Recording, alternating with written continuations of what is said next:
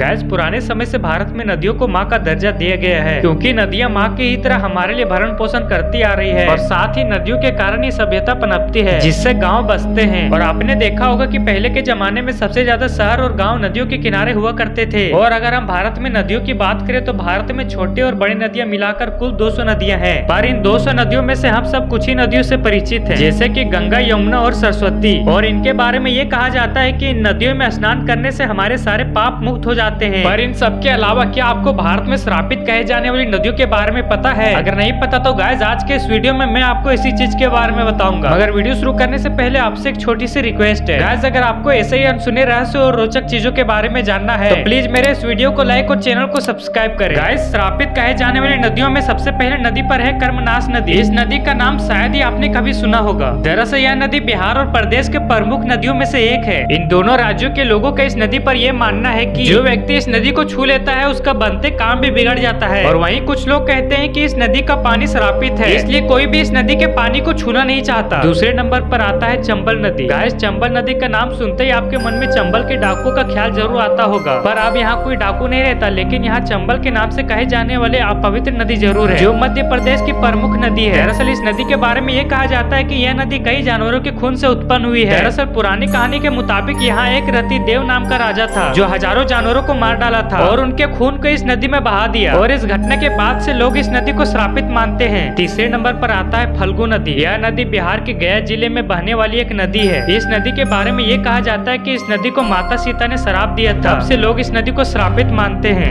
और चौथे नंबर पर आता है कोसी नदी। यह नदी नेपाल के हिमालय से निकलने वाली नदी है, जो सुपौल, पूर्णिया और कटिहार से बहती हुई कोसी ताजमहल के पास गंगा में मिल जाती है और वहाँ इसे शोक नदी के नाम से जाना जाता है। दरअसल जब भी इस नदी में बाढ़ आती है तो इससे वहाँ के स्थानीय लोग प्रभावित होते हैं और कई लोगों की तो जाने भी चली जाती है। हालांकि लोग इसे श्रापित नहीं कहते, लेकिन इसे शोक नदी के नाम से पुकारते हैं। और गाइस ये थे भारत के श्रापित नदी। और गाइस इन श्रापित नदियों के बारे में आपका क्या कहना है, कमेंट में जरूर बताएं।